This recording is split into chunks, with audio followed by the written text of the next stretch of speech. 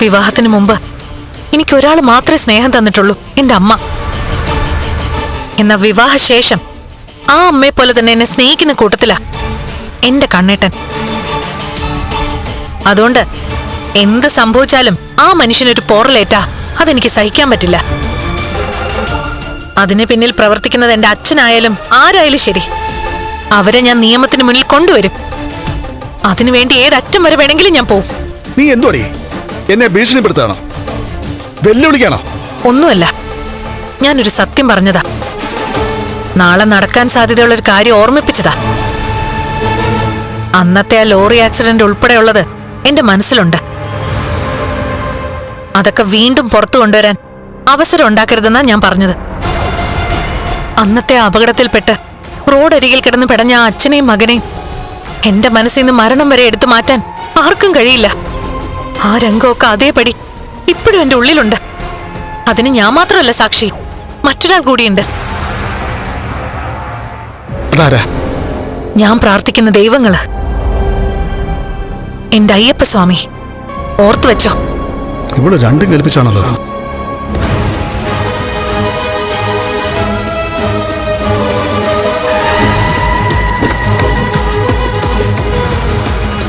അതെ, കണ്ണേട്ടന്റെ വിധി മാറിപ്പോയതുകൊണ്ട് പെട്ടുപോയത് മേഘേട്ടനാ. അച്ഛന്റെ ചതിയിൽ അങ്ങനൊരു പാവം ചെറുപ്പക്കാരൻ പെട്ടുപോയെങ്കിൽ അതിലെനിക്ക് വലിയ വിഷമമുണ്ട്. അതിന് ഞാൻ ആരെയും ചതിച്ചെന്ന് പറഞ്ഞില്ലല്ലോ. പക്ഷെ എനിക്ക് വിശ്വാസമില്ല. അച്ഛൻ പറയുന്നതും പ്രവർത്തിക്കുന്നതും രണ്ടും രണ്ടാ. അതാ അനുഭവം.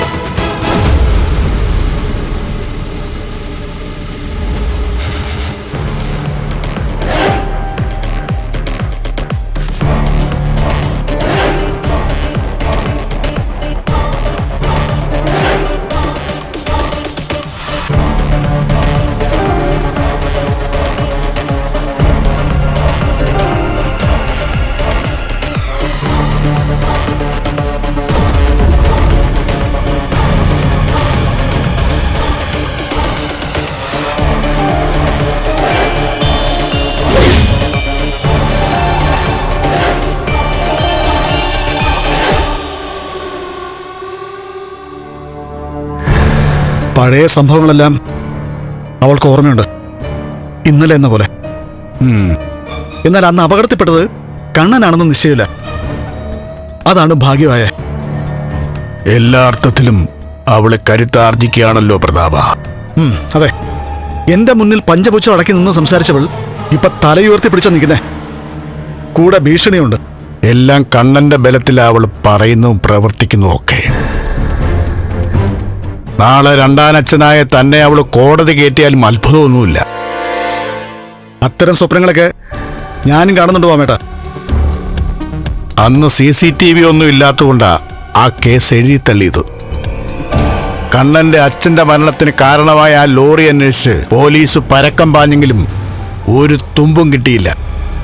അന്ന് ഞാനായിരുന്നു മാമേട്ട ലോറി ഓടിച്ചിരുന്നേ. ബൈക്കിൽ കൊണ്ടുപോയി വണ്ടി തട്ടിയതിനു ശേഷം ഒരു സെക്കൻഡ് പോലും പാഴാക്കാതെ റൂട്ട് മാറ്റി പാഞ്ഞു പോവുമായിരുന്നു. ആ സമയത്ത് ശക്തമായ മഴയുണ്ടായിരുന്നത് അനുഗ്രഹമായിരുന്നു. കണ്ണനെ താൻ മനഃപൂർവ്വം കൊല്ലാൻ ശ്രമിച്ചു എന്ന് അവള് സംശയിക്കുന്നുണ്ടല്ലേ? ഉണ്ട്. ആ കാരണത്ത് മേഘനല്ലായിരുന്നെങ്കിൽ പിന്നെ വിധി എന്താവും നമുക്ക് നന്നായിട്ടറിയാം. അത് മനസ്സിൽ വെച്ചുകൊണ്ട് അവള് ഭീഷണിയായിട്ട് വന്നേ. മാമേട്ടാ, ഇങ്ങനൊരു സാഹചര്യത്തിൽ ഒരു കാരണവശാലും തോമസ് വൈദ്യന്റെ മരുന്നിന് ഫലമുണ്ടാവരുത്. ഇനിയെങ്ങാനും കണ്ണന് ചലനശേഷി കിട്ടിയ ഇതായിരിക്കില്ല അവളുടെ അവസ്ഥ. നമ്മളെയൊക്കെ അവനും അവളും കൂടി പറപ്പിച്ചു കളയും. അതൊക്കെ എനിക്ക് നന്നായിട്ട് അറിയാവുള്ളൂ. മരുന്നിൽ കൃത്രിമം കാണിക്കാൻ താൻ പറയേണ്ട കാര്യമൊന്നുമില്ല. അതൊക്കെ എൻ്റെ പെങ്ങക്ക് നന്നായിട്ടറിയാം. പക്ഷെ അവൻ കഴിക്കുന്ന മരുന്നിന് ഫലം ഉണ്ടെങ്കിൽ അങ്ങനെ ചെയ്താൽ പോരെ? വെറുതെ മരുന്നൊക്കെ മാറ്റിയിട്ട് ആ തോമസ് വൈദ്യന് സംശയം തോന്നിയ അയാൾ സത്യങ്ങൾ തുറന്നടിക്കും. പിന്നെ എൻ്റെ പെങ്ങളും മക്കളും പുറത്താ. ഒപ്പം നമ്മുടെ മോഹങ്ങളൊക്കെ അതോട് അസ്തമിക്കുകയും ചെയ്യും. വാമേട്ടന്റെ മോനും മഹാലക്ഷ്മിയും തമ്മിൽ എന്താ പ്രശ്നം? അവനെന്താ അവക്ക് മോഹം കൊടുക്കാൻ നടക്കുന്നേ? അതിനെപ്പറ്റിയൊന്നും എനിക്കറിയില്ലടൂ. അവൻ അവളോട് ദേഷ്യമുണ്ടെന്നാ പറയുന്നത്. അതിനപ്പുറം അവർ തമ്മിൽ എന്തൊക്കെയോ സംഭവങ്ങൾ ഉണ്ടായിട്ടുണ്ട്. അവനൊന്ന് പഴയ പടിയായി വന്നാൽ കാര്യങ്ങൾക്കൊക്കെ ഒരു വേഗത വരും. നമ്മളൊന്നും ചെയ്യണ്ട. മഹാലക്ഷ്മിയെ കമലേശ്വരം തറവാട്ടിൽ നിന്ന് തുടച്ചു നീക്കണമെന്നുള്ളത് നമ്മളെക്കാൾ ആഗ്രഹിക്കുന്നത് മേഘന. അതിനുവേണ്ടി ഏതറ്റം വരെ പോകാനും അവൻ തയ്യാറാണെന്ന് അവന്റെ സംസാരത്തിൽ നിന്ന് എനിക്ക് മനസ്സിലായിടൂ. കണ്ണന്റെ അച്ഛന്റെ വിധി എത്രയും പെട്ടെന്ന് കണ്ണനും മഹാലക്ഷ്മിക്കും കൊടുത്തേ പറ്റൂ വാമേട്ട. കുടുംബങ്ങളിൽ കൂട്ടുകൂടിയ 10 വർഷങ്ങൾ.